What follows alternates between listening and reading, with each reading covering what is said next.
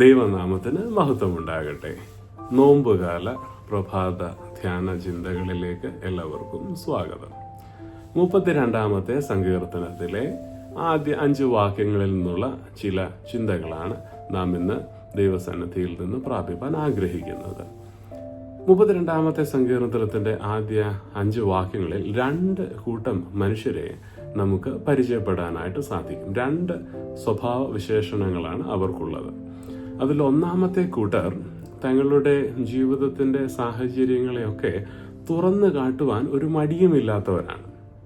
അവരുടെ ജീവിത സാഹചര്യങ്ങളിൽ പ്രത്യേകിച്ചും അവർക്ക് സംഭവിക്കുന്നതായ കുറവുകളെ മറ്റുള്ളവരുടെ മുൻപാകെ തുറന്നു കാണിക്കുന്നതിന് വലിയ മടിയൊന്നുമില്ല.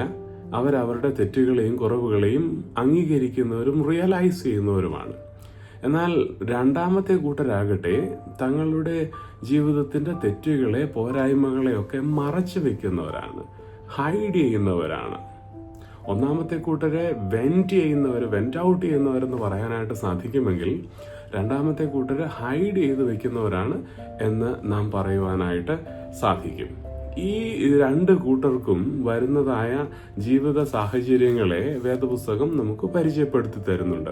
അതിൽ ദൈവവുമായിട്ടുള്ള ബന്ധത്തോടു കൂടിയ ചിന്തകളാണ് 32-ാമത്തെ സങ്കീർത്തനം പങ്കുവയ്ക്കുന്നത്. ഒന്നാമത്തെ കൂട്ടർ അഥവാ തങ്ങളുടെ ജീവിതത്തിന്റെ പോരായ്മകളെ മറച്ചു വെക്കാതെ അതിനെ അംഗീകരിച്ച് മുൻപോട്ട് പോകുന്നവരെ സംബന്ധിച്ചിടത്തോളം പറയുന്നു, ദൈവവുമായിട്ടുള്ള ബന്ധത്തിൽ അവരുടെ ലംഘനം ക്ഷമിച്ചും പാപം മറച്ചും കിട്ടിയ ഭാഗ്യകരമായ ജീവിതത്തിൽ അകൃത്യം കണക്കിടാതെ ആത്മാവിൽ കപടമില്ലാതെ ഭാഗ്യകരമായ ജീവിതത്തിലായിരിക്കുന്നവരായി അവരെ പരിചയപ്പെടുത്തുന്നു. എന്നാൽ മറച്ചു വെക്കുന്നവരാകട്ടെ, ആരുമായിട്ട് ഷെയർ ചെയ്യാത്തവരാകട്ടെ, അവരെ പറ്റി പറഞ്ഞിരിക്കുന്നത് മിണ്ടാതെ ഇരിക്കുന്നവരെന്നാണ്. 3-ാമത്തെ വാക്യത്തിൽ പറയുന്നത്, ഞാൻ മിണ്ടാതെ ഇരുന്നപ്പോൾ നിത്യമായ ഞരക്കത്താൽ എൻ്റെ അസ്ഥികൾ ക്ഷയിച്ചുപോയി.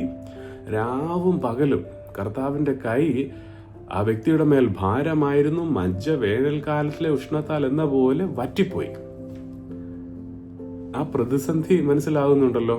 ഒരു കൂട്ടര് ഭാഗ്യകരമായ അവസ്ഥയിൽ ജീവിക്കുമ്പോൾ മറ്റവര് സങ്കീർണമായ പ്രതിസന്ധിയിലായിരിക്കുന്നു. മജ്ജ വേനൽക്കാലത്തെ ഉഷ്ണത്താൽ എന്ന പോലെയൊക്കെ വറ്റിപ്പോകുന്നു. നിത്യമായ ഞരക്കം, നീണ്ടു നിൽക്കുന്ന ഞരക്കം, എന്നും ഞരക്കത്തിന്റെ സാഹചര്യം. ഇതിലേതാണ് നമുക്ക് താല്പര്യമുള്ളത്? ഞാൻ കരുതുന്നത് ഭാഗ്യകരമായ ജീവിതം തന്നെയാണ് നമ്മുടെ എല്ലാവരുടെയും ആഗ്രഹം എന്നുള്ളതാണ്. അതുകൊണ്ടാണ് 5-ാമത്തെ വാക്യത്തിലേക്ക് വരുമ്പോൾ പറയുന്നത്, ഞാൻ എൻ്റെ പാപം നിന്നോട് അറിയിച്ചു, എൻ്റെ അകൃത്യം മറച്ചതുമില്ല, എൻ്റെ ലംഘനങ്ങളെ യഹോവയോട് ഏറ്റുപറയും എന്ന് ഞാൻ പറഞ്ഞു, അപ്പോൾ നീ എൻ്റെ പാപത്തിന്റെ കുറ്റം ക്ഷമിച്ചു തന്നു. അഥവാ ഫോർഗീവ്നെസ് പ്രാപിച്ച ദൈവകൃപയുടെ അനുഭവത്തിന്റെ ഓഹരിക്കാരായിട്ട് ജീവിക്കാനായിട്ട് സാധിക്കുന്നു. ഒരു കൂട്ടര് നിത്യമായ ഞരക്കത്താൽ, വേദനയാൽ തങ്ങളുടെ എല്ലാ പാപത്തിന്റെ ഭാരങ്ങളെയും ഉള്ളിൽ തന്നെ വെച്ച് മിണ്ടാതെ ഇരിക്കുമ്പോൾ, ഹൈഡ് ചെയ്ത് വെച്ചിരിക്കുന്ന, മറച്ചു വെക്കുന്ന, കവറപ്പ് ചെയ്യുന്ന സാഹചര്യത്തിലാകുന്നുവെങ്കിൽ മറ്റേ കൂട്ടരെ നാം കാണുന്നത് അവർക്ക് അങ്ങനെയുള്ള കുറവുകളൊക്കെ ഉണ്ടെങ്കിൽ അത് ദൈവസന്നിധിയിൽ ഏറ്റുപറഞ്ഞ് പാപത്തിന്റെ കുറ്റമൊക്കെ ക്ഷമിച്ച് ഭാഗ്യകരമായ ജീവിതത്തിന്റെ ഓഹരിക്കാരായി മുൻപോട്ട് പോകുന്നു എന്നുള്ളതാണ്.